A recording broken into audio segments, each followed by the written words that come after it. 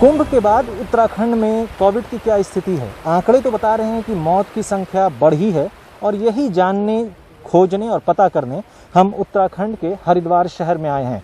और आपको दिखा दें कि क्रीमेटोरियम यानी जो संस्कार गृह होता है वो गंगा घाट के किनारे कई सारे यहाँ पर बने हुए हैं। एक एक करके हम कई संस्कार गृह में जाने की कोशिश करेंगे। वहाँ जो चालक हैं, जो उसको चलाने वाली मैनेजमेंट कमेटी है, उनसे भी जानने की कोशिश करेंगे कि क्या कुंभ के मेले के खत्म होने के बाद कोविड से जो जिनकी मृत्यु हुई है, क्या वैसे शव ज़्यादा संख्या में आ रहे हैं, और अगर आ रहे हैं तो उनके संस्कार करने में या उनके संस्कार में किस तरह से वो मैनेज कर रहे हैं और किस तरह की समस्याओं को भी वो देख रहे हैं।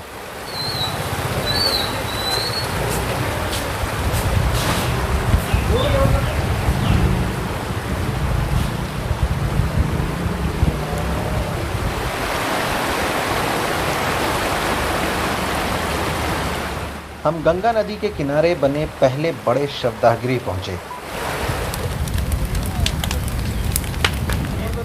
200 रुपए दो। यहाँ अमरनाथ रजवाड़ शवदाह गृह के प्रबंध समिति से नाखुश हैं। उनका आरोप है कि उनकी मां की अस्थियां किसी और से बदल दी गईं। कोरोना की बॉडी फोड़ के मैं आप लोग को एहसान कर रहा हूँ, रिस्क ले रहा हूँ।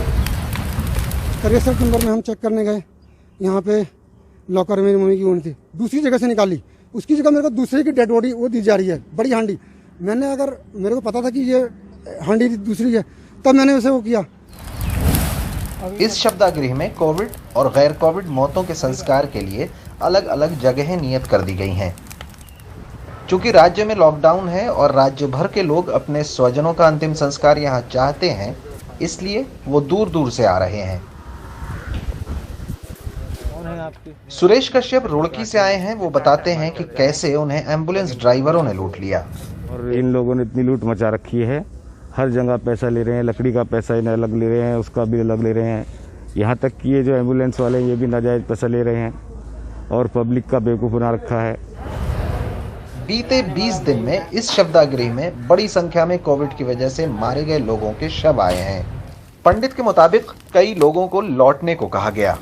बॉडी पे बॉडी आ रही थी जहाँ जगह नहीं थी, हम बॉडी तो वापसी भेजते थे, वापसी चाहिए। कुछ बॉडियाँ नीचे जली हैं, जब जगह नहीं थी 2-3 बॉडी नीचे जली हैं, उसमें पुलिस प्रशासन ने ऐतराज उठाया है। हालांकि शवदाह गृह में बड़ा बोर्ड लगा हुआ है कि यहाँ कोविड मरीजों का अंतिम संस्कार होता है, लेकिन हमने पाया कि लोग शमशान घाट के बाहर भी अंतिम संस्कार कर रहे हैं। कई क्रीमेटोरियम्स जो हैं या जो संस्कार गृह हैं, वहाँ पर उन लोगों का संस्कार नहीं हो रहा है या उनको संस्कार नहीं करने दिया जा रहा है जिनकी मौत कोरोना से हुई है। इसका कारण ये है क्योंकि मौतों की दर बढ़ी है, संख्या बढ़ी है, तो क्रीमेटोरियम्स में भी जगह की कमी है। ऐसे में अब लोग क्या करें? ऐसे में इसी गंगा किनारे यहाँ के जो चैरिटी करने वाले लोग हैं या सोशल एक्टिविस्ट हैं या इस तरह के जो कामों में दिलचस्पी रखते हैं, वो लोग आगे आ रहे हैं। वो अनजान लोगों की मदद कर रहे हैं, लकड़ियों का इंतज़ाम कर रहे हैं, लोगों का इंतज़ाम कर रहे हैं, ताकि ऐसे लोग या ऐसे शव जिनकी मौत कोरोना की वजह से हुई है, उनका भी संस्कार ढंग से किया जा सके। हरिद्वार के रहने वाले भूपेंद्र सिंह उन लोगों के लिए अंतिम संस्कार में मदद कर रहे हैं जिनका इंतजाम शवदाह गृह के भीतर नहीं हो पाया। भूपेंद्र चिता के लिए लकड़ी भी जुटा रहे हैं, एम्बुलेंस की व्यवस्था भी कर रहे हैं और अंतिम संस्कार भी कर रहे हैं। ये शहर का तीसरा बड़ा शमशान घाट है। लोग मृतकों के साथ अंतिम संस्कार के लिए आ रहे हैं। यहाँ की प्रबंध समिति बताती है कि कैसे कुंभ के बाद हालात बिगड़े हैं, लेकिन तब भी यहाँ शव को नदी में बहाने के मामले नहीं आए हैं। हमने हरिद्वार के 3 बड़े संस्कार गृह में विजिट किया, लोगों से भी बात की और जो लोग इन संस्कार गृहों को चलाते हैं उनसे भी बातचीत की। उनका ये कहना है कि अगर आगे आने वाले दिनों में, जैसा कि एक्सपर्ट्स बता रहे हैं, अगर उत्तराखंड में भी कोविड की तीसरी स्पाइक आती है या तीसरा वेव आता है, तो वो इंतज़ाम करने होंगे कि लोगों को अपने परिजनों के संस्कार के लिए दर दर ना भटकना पड़े। अविनाश गुप्ता के साथ हरिद्वार से मोहम्मद गजाली, एनडीटीवी इंडिया।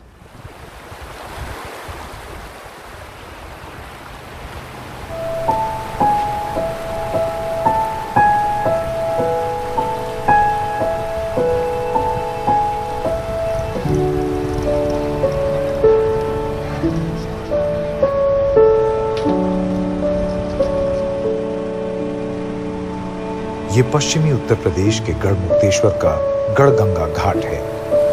हमारी गंगा अभियान सीरीज का दूसरा पड़ाव। इस सुबह घाट शांत है। लोगों ने बस 15 दिन पहले यहाँ बहुत बुरे दिन देखे, जब शव दिन रात जल रहे थे। नागर जी इस घाट पर लकड़ियां जुटाने के इंचार्ज हैं। कहते हैं हालात पहले से काफी बेहतर हैं। अब तो कम है, बहुत काफी कम है।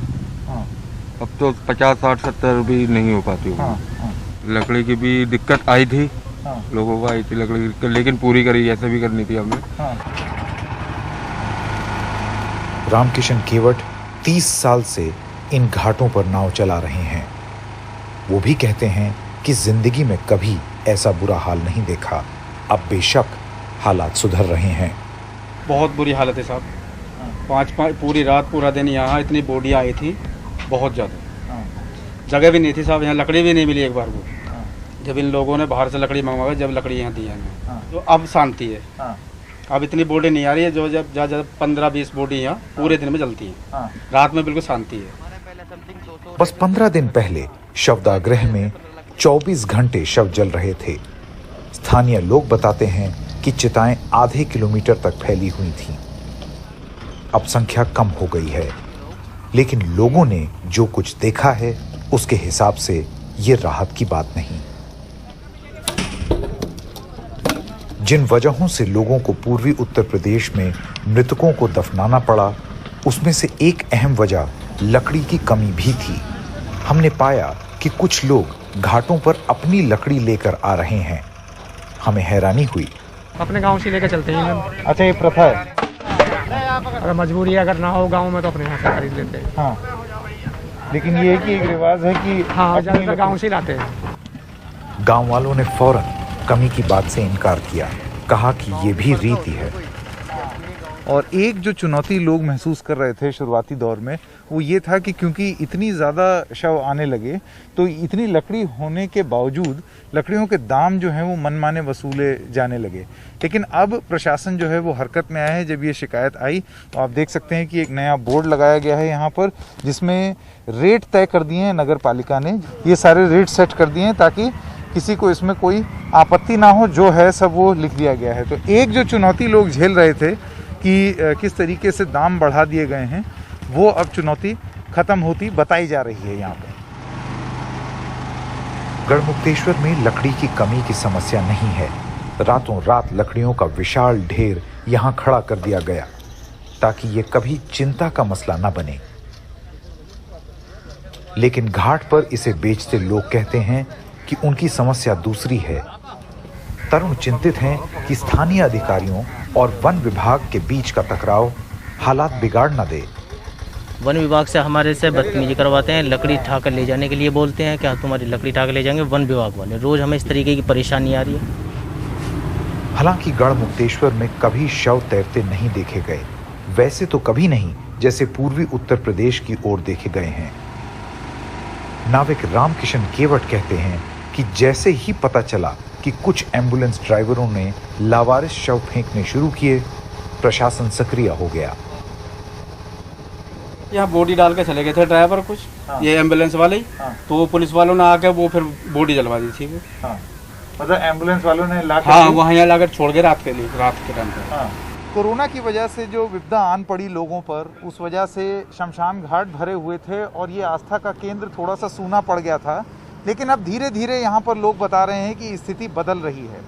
हालांकि जो एक सबसे बड़ी चुनौती जो कि हमने पूर्वी उत्तर प्रदेश में आते हुए देखी है कि लोग जल प्रवाहित कर दे रहे हैं शवों को, वो यहाँ पर अब हम तजुर्बे से कह सकते हैं, यहाँ पर कुछ समय बिताने के बाद, कि यहाँ पर वो दिक्कत नहीं है जिनकी वजह से लोगों को शायद जल प्रवाहित करना पड़ रहा है शवों को। वो दिक्कतें यहाँ पर नहीं होने दी। जैसे कि लकड़ी यहाँ पर भी कम हो रही थी, लेकिन तुरंत उसकी उपलब्धता करा दी गई यहाँ पर।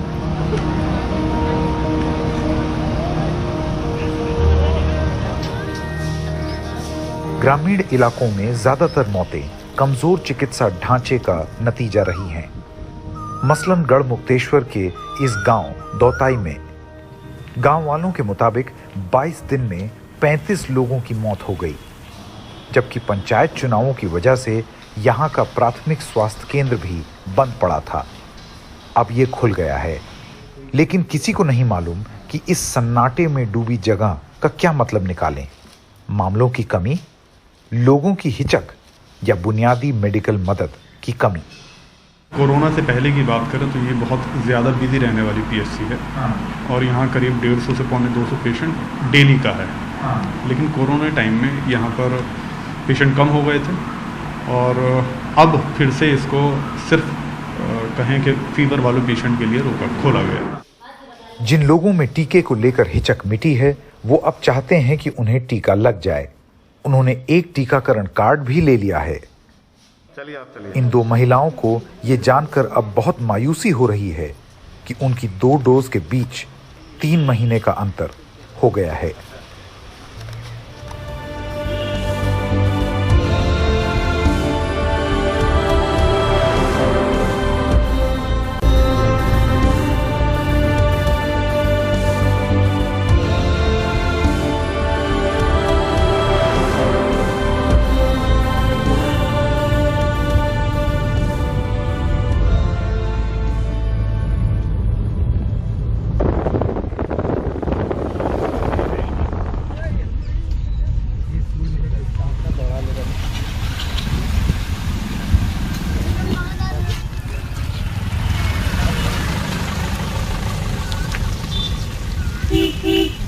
ना मास्क का ख्याल और ना सामाजिक दूरी का। ये यूपी के उन्नाव से रौतापुर गांव जाने का रास्ता है। इस घाट पर शव ही शव दिखते हैं। गंगा की मुरमुरी मिट्टी में कब्रें बनाई गई हैं। बहुत से लोगों का कहना है कि ये यूपी में कोविड की दूसरी लहर का कहर है। हम इस वक्त रौतापुर के गंगा घाट पे हैं। आप देख सकते हैं कि नदी इस तरफ है और जो ये लाशें जो यहाँ शैलो ग्रेव्स में पाई गई थी वो इस तरफ को हैं। शायद एक चीज़ काफ़ी चौंकाने वाली है कि इस खबर के चले कम से कम 1-1.5 हफ्ता हो गया है, लेकिन अभी भी हमारे पास इस चीज़ का जवाब नहीं है कि ये लोग जो हैं जो यहाँ पे इन ग्रेव्स के अंदर हैं, इन कब्रों के अंदर हैं, वो कौन लोग हैं। क्या वो सिर्फ कोविड पेशेंट्स हैं? क्या पहले से भी यहाँ बेरियल्स होते आए हैं? और क्या ये नॉर्मल डेथ्स के लोग हैं जिनको यहाँ बेरी किया गया है? इसका जवाब नहीं है। काफ़ी आउटरीच हुआ इस खबर को लेके। उसके बाद प्रशासन ने यहाँ थोड़े इंतज़ाम तो किए हैं। एक और जो कंसर्न है वो शायद ये है कि आप देख सकते हैं इस तरफ नदी इस एरिया से बहुत पास है। मानसून आने वाला है और जब मानसून आएगा तो यहाँ जो लोकल लोग हैं, हमारे रिपोर्टर हैं गौरव, ये सब लोग ये बताते हैं कि पानी काफ़ी दूर तक जाता है जब मानसून आता है। तो वैसे में जो सारी बॉडीज़ यहाँ दफनाई गई हैं ये पानी से भर जाएंगी, ये ग्रेव्स पानी से भर जाएंगी और ये शायद एक अच्छी चीज़ नहीं होगी। लेकिन जैसा कि मैंने कहा, सबसे बड़ा सवाल अभी भी यही बना हुआ है कि ये कौन लोग हैं, क्योंकि इसके बारे में कोई बताने को तैयार नहीं है, चाहे प्रशासन हो चाहे यहाँ के लोकल लोग हों। बड़ा मुश्किल है ये पता करना कि ये लोग कौन हैं जिनको यहाँ दफनाया गया। और इसीलिए शायद अभी भी इस स्टोरी को लेके लोगों में उत्सुकता, अगर वो सही शब्द है प्रयोग करने के लिए, तो लोगों में उत्सुकता बनी हुई है। ये लोग जानना चाहते हैं कि क्या महामारी की वजह से ये स्थिति उन्नाव में और गंगा जहाँ जहाँ से जाती है बाकी ज़िलों में, वहाँ इस तरह की स्थिति उत्पन्न हुई। आपके गांव में कोविड का क्या हाल है? हमारे इधर बिल्कुल बराबर है, वहाँ पे कोई दिक्कत नहीं है, कोई प्रॉब्लम नहीं है? कोई प्रॉब्लम नहीं। अच्छा, और जैसे कोई बुखार उखार आ रहा हो आपके गांव की तरफ? नहीं, हमारे यहाँ पर कोई आज इतने समय बीमार नहीं है। कोई बीमार नहीं है। अगल बगल कुछ आपने सुना हो कि किसी की डेथ हुई हो या किसी को गाड़ा गया हो ऐसे? नहीं, ऐसा कुछ नहीं। तो क्या इस बार थोड़ी ज़्यादा बॉडीज गड़ी हैं पिछले 1 महीने में? नहीं है आपके साथ? ये गलत है आप लोगों को। ये मतलब ये जैसे पहले भी 5-6 मिट्टी एक ही दिन में आ जाती थी, तो ये कुछ नहीं होता था। ये आपसे जो चल रहा है, इसीलिए यहाँ मतलब सोच विचार के यहाँ ज़्यादा दिख रही हैं आप लोगों को। लेकिन ये प्रतिक्रियाएं उससे काफ़ी अलग हैं जो कुछ ही दिन पहले स्थानीय लोगों ने एनडीटीवी को बताया। क्योंकि बालू ताज़ा है तो लग रहा है कि नई कब्रें हैं। ये कितने दिन में इतने सारे लोग मरे होंगे? 1 महीने में ज़्यादा मरे होंगे। एक दिन में 30-32 आ जाती हैं लाशें। कितने दूर दूर के लोग कितने एरिया के यहाँ पे लाके दफन करते हैं? सिकंदरपुर के, सन्निसरा के, भटप्रवा के, मिर्ज़ापुर के, यहाँ फतेहपुर के, रौतापुर के, यहीं के सबके। बीते हफ्ते रौतापुर में गंगा के किनारे इस जगह को जल्दबाजी में कोविड-19 का शमशान घाट बनाया गया।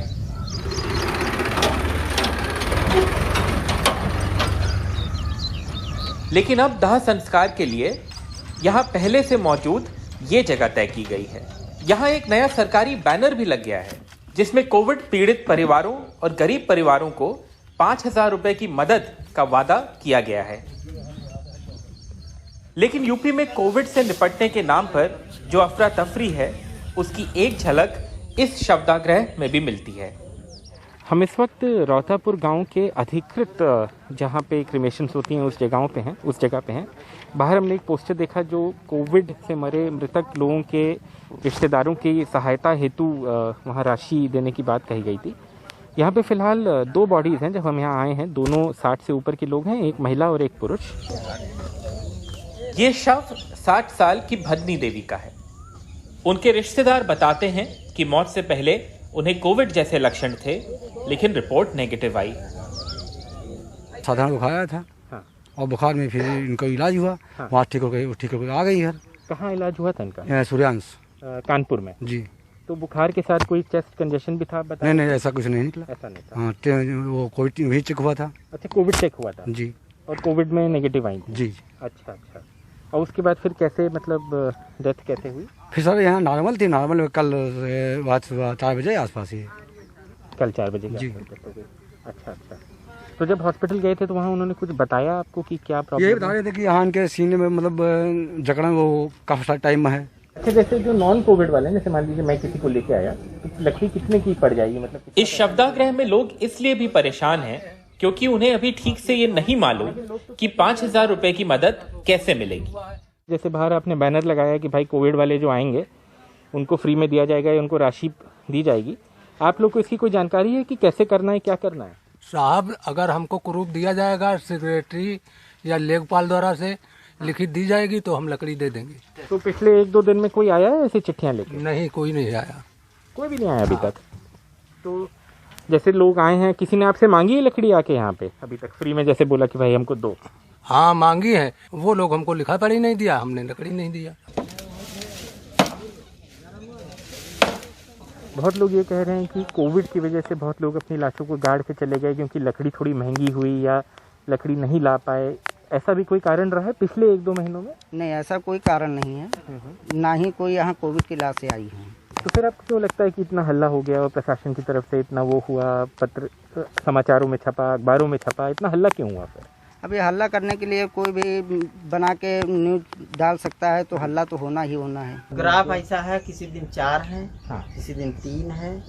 रौतापुर के नवनिर्वाचित ग्राम प्रधान सर्वेश कुमार कहते हैं चीजों को दुरुस्त किया जा रहा है, लेकिन उनका दावा है कि मीडिया ने गंगा में शवों के बहने की कहानी को बढ़ा चढ़ा कर दिखाया है। वो ये कहते हैं कि इस हिस्से में इस तरह दफनाए जाने की परंपरा है, लेकिन प्रधान ये भी कहते हैं कि उन्हें याद नहीं कि उनके गांव में किसी ने इस तरह शवों को दफनाया हो।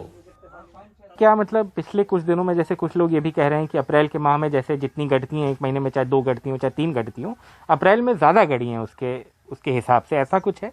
नहीं सर, ऐसा नहीं है, क्योंकि रोज की एंट्री होती है, रोज एंट्री की जाती है। कैलाश जलाई गई है और जब से ये मामला हुआ है तब से कोई भी दाह संस्कार घाट जो गंगा जी के किनारे था वो बंद कराया है। हम लोगों ने वहाँ ऊपर वाले दाह की साफ सफाई कराई है। ये बताइए सर्वेश जी कि क्या किसी को आप पर्सनली जानते हैं जिनकी लाश वहाँ गड़ी हो? कोई ऐसे लोग हैं जिनको आप खुद अपने आप जानते हो कि भाई ये लोग हैं जो आप कह रहे हैं कबीरपंथी या फिर जो और बिरादरी हैं जो गाड़ती हैं अपनी लाशें? किसी को पर्सनली आप जानते हैं जिन्होंने गाड़ी हो वहाँ लाश? ये तो सर नहीं, व्यक्तिगत तौर पे नहीं सर अब हम नवनिर्वाचित हैं। पहले तो हम लोग मतलब जब दाह किया जाता है, जैसे गांव में कोई हुआ डेड, तब हम लोग घाट पे जाते हैं। और जब से इधर ये मामला चला तब से तो हमारी ड्यूटी ऐसी लग गई है। वहाँ जनपद उन्नाव में कई ऐसे घाट हैं, कुछ का वहाँ पर दाह संस्कार होता था और कुछ लोग परंपरा के अनुसार, रीति रिवाज के अनुसार शव को दफन भी करते थे। कोविड प्रोटोकॉल को देखते हुए हम लोगों ने कई व्यवस्था की हैं। एक तो सभी घाटों में हम लोगों ने लकड़ी की व्यवस्था करा दी है। कोई गरीब व्यक्ति आता है जो लकड़ी लेने में सक्षम नहीं है लेकिन दाह संस्कार करना चाहता है तो उसको हमने सभी एसडीएम को निर्देश दिए, उसे निःशुल्क लकड़ी उपलब्ध कराई जाए। हमने स्थान भी चिन्हित करा दिए हैं ताकि कोविड का अगर कोई पेशेंट आए और उसका अंतिम संस्कार होना है तो वो एक अलग स्थान पर हो। उन्नाव में गंगा किनारे दफन जो लाशें हैं और शायद पूरे यूपी में बाकी जगहों पे भी जो हैं, उनकी सच्चाई जानने में शायद अभी थोड़ा वक्त लगे, जब लोग थोड़े और बोलने में सक्षम हों या शायद सरकार ही स्थिति को थोड़ा साफ करे, तब शायद और इसके बारे में पता लगेगा। लेकिन एक चीज़ ज़रूर है कि जो यूपी के गांव देहात के इलाके हैं उनमें जो कोविड का सिचुएशन है उस पर सरकार का और ध्यान देना बहुत ही ज़रूरी है। उन्नाव में गौरव शर्मा और कैमरा पर्सन राजेश गुप्ता के साथ आलोक पांडे, एनडीटीवी इंडिया।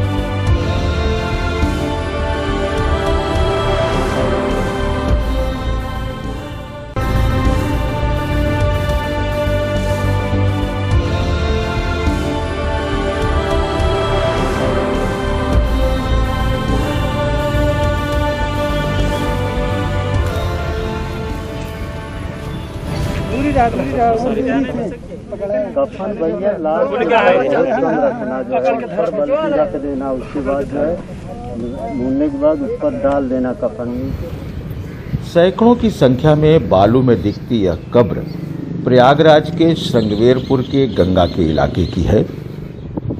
इस समय यहाँ पर कभी खरबूजे और तरबूज की खेती नजर आती थी, लेकिन आज विडंबना देखिए कि बालू में दबाई गई शवों का अंतहीन सिलसिला नजर आ रहा है।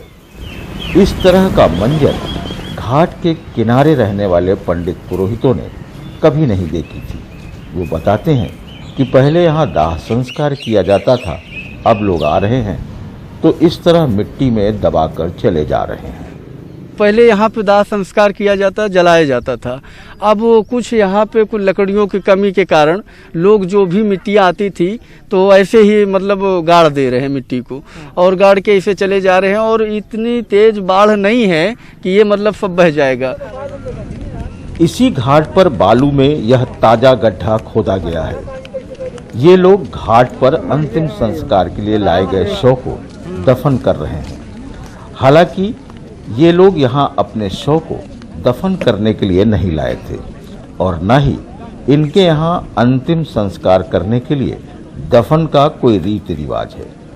लेकिन गरीबी और मजबूरी का दर्द किसी भी रीति रिवाज से बड़ा होता है, लिहाजा बड़े भारी मन से ये लोग अपने परिजन को गंगा के किनारे की रेत पर दफन कर चले जा रहे हैं, क्योंकि इस वक्त लकड़ी का रेट ज्यादा हो गया है और इनके पास इतने पैसे नहीं हैं।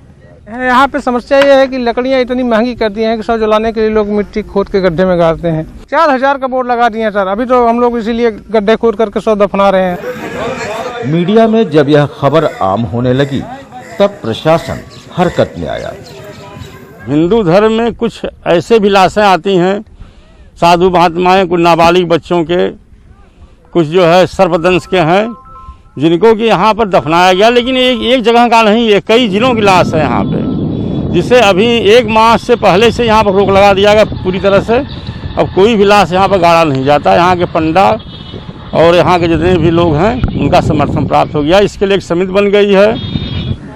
प्रशासन के लिए भले ही 3 से 4 हजार में लकड़ी मिलना कोई बड़ी बात ना हो, लेकिन बहुत से लोगों के लिए तो यह रकम भी बहुत बड़ी है। प्रशासन भले ही यह दावा कर रहा हो कि लकड़ी की कोई कमी नहीं है, लेकिन एनडीटीवी की टीम जैसे जैसे आगे बढ़ी, हर जगह उसे कुछ ऐसी ही कहानी देखने को मिली। प्रयागराज से आगे जब बनारस की तरफ आते हैं तो कुछ दिन पहले बनारस की गंगा में भी अधजली लाशें रामनगर के सूजाबाद इलाके के गंगा के किनारे तैरती मिली। 4-5 देखने को मिली थी।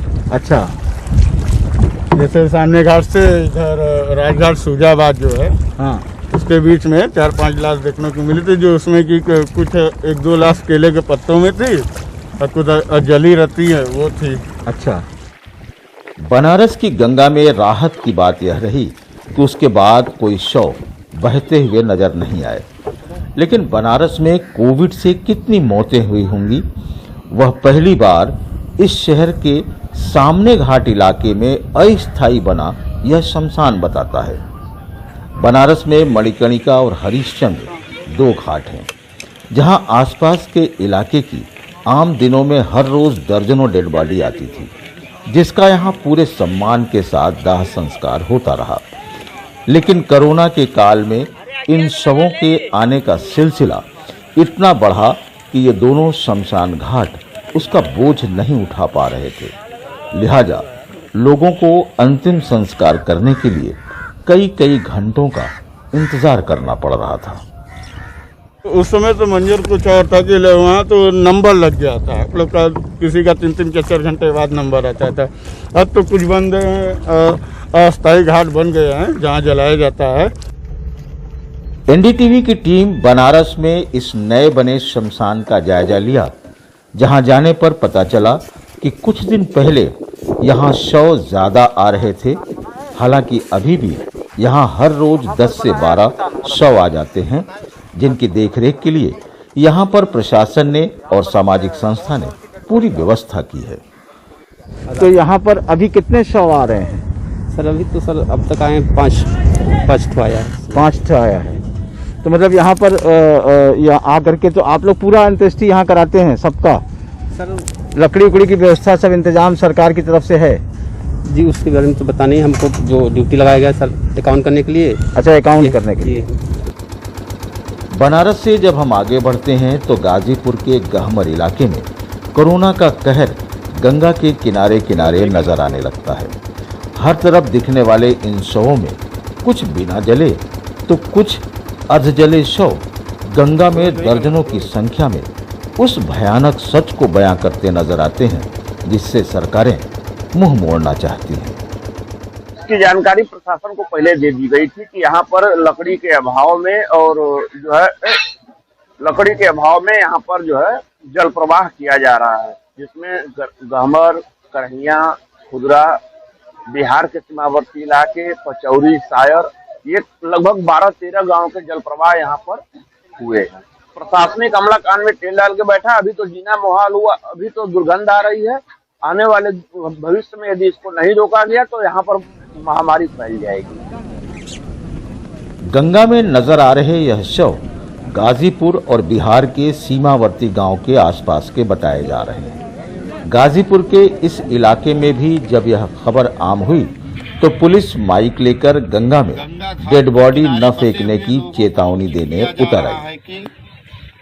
आप लोग गंगा जी में शवों को जल प्रवाहित नहीं करेंगे, बल्कि दाह संस्कार करेंगे।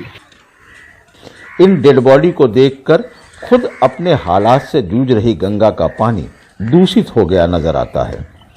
हाल यह है कि लोग तो गंगा में नहीं नहा रहे हैं, लेकिन जानवर तक इसके पानी पीने से अब कतरा रहे हैं। तो यहाँ पे गंगा में क्या कर रहे हैं लोग? अब इस समय नहा नहीं रहे, काहे? पानी दूषित बा, मौसे भी पानी साफ से नहीं खा पियत।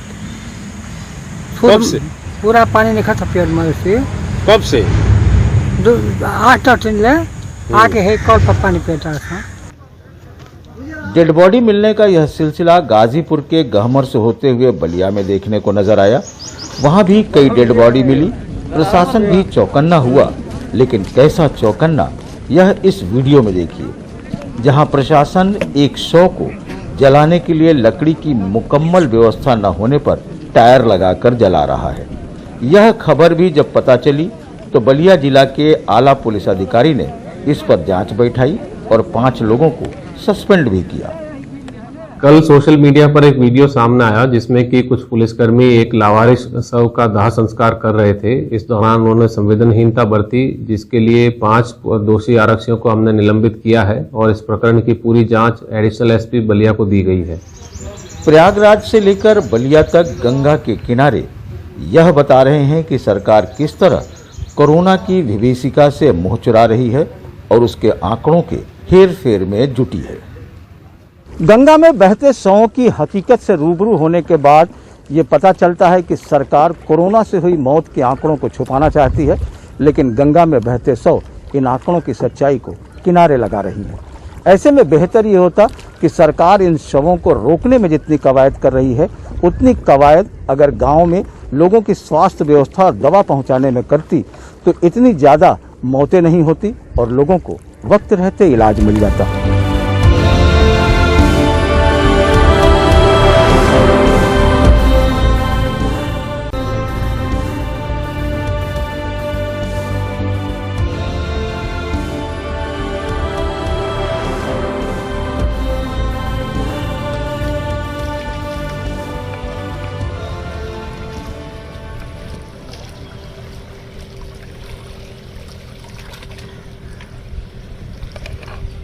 गंगा में तैरते लाशों की पूरी कहानी बिहार के बक्सर के महादेवा घाट से पिछले हफ्ते शुरू हुई।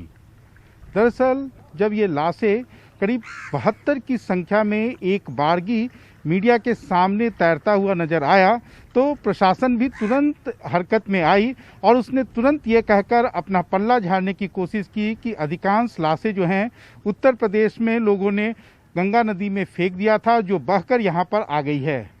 हालांकि अब बिहार सरकार ने वहां पर महाजाल लगा दिया है और उसके बाद लाशों के आने का सिलसिला अब थोड़ा कम हो गया है, लेकिन परंपरा के नाम पर कहीं ना कहीं इस पूरे मामले को ढकने की भी बहुत जोर से कोशिश हो रही है।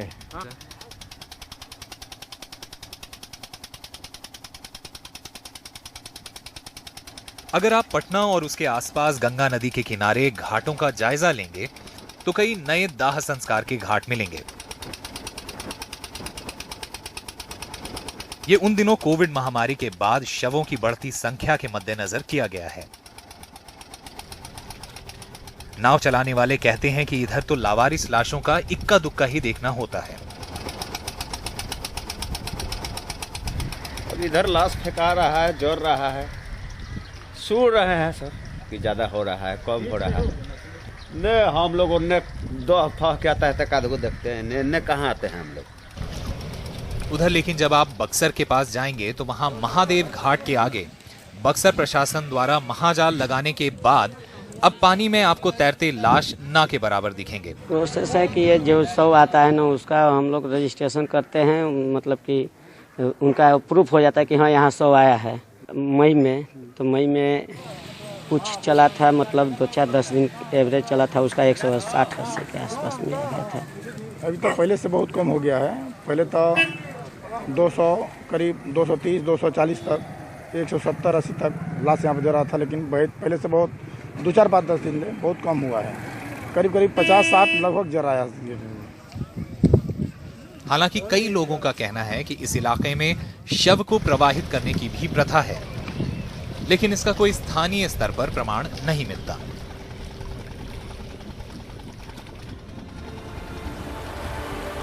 गंगा में लाशें तैरती रहीं, लेकिन अब तक इस बारे में कोई बाकायदा जांच नहीं हुई है। उत्तर प्रदेश और बिहार की सीमा पर एम्बुलेंस ड्राइवर क्यों शवों को नदी में फेंक रहे थे? इलाहाबाद और उन्नाव में हजारों छिछली कब्रें कैसे बन गईं? क्या इसे लकड़ी की कमी या कुछ लोगों का रिवाज कह देना काफी है? क्या हम इसे आम बात मानकर चुप बैठे रहेंगे? ऑपरेशन गंगा से जवाब मिलने के बजाय और सवाल उठ खड़े हुए हैं, क्योंकि रेत में दबा या नदी में तैरता कहीं तो वो कड़वा सच है कि भारत मृत्यु में भी गरिमा देने में क्यों नाकाम रहा।